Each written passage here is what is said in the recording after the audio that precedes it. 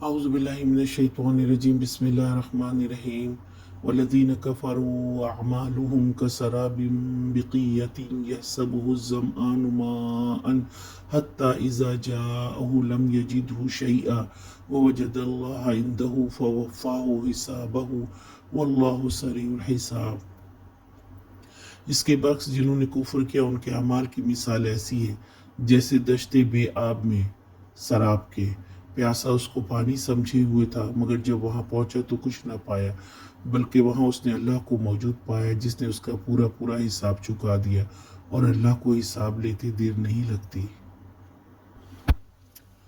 کفر کرنے والوں کے اعمال سراب کی طرح ہیں، بے حقیقت، بے وزن، چمکتے ہوئے ریت کی طرح۔ پیاسا اسے پانی سمجھتا ہے، اور جب بھاگتا ہوا وہاں جاتا ہے تو کچھ نہیں پاتا، وہاں وہ اللہ کو پاتا ہے۔ ایسے لوگ حقیقی ایمان نہیں رکھتے، خود ساختہ عمل کرتے ہیں۔ ان کی بڑی بڑی نیکیاں روز قیامت سراب کی طرح ہوں گی۔ سنت کے مطابق خلوص نیت سے کیا گیا عمل مقبول ہوگا۔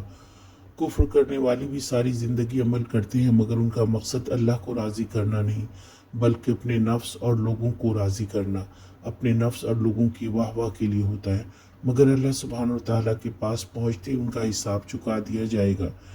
بے شک اللہ کو حساب لینے میں دیر نہیں لگتی۔ آج کا سوال، کفر کرنے والوں کے اعمال کیسے ہوتے ہیں؟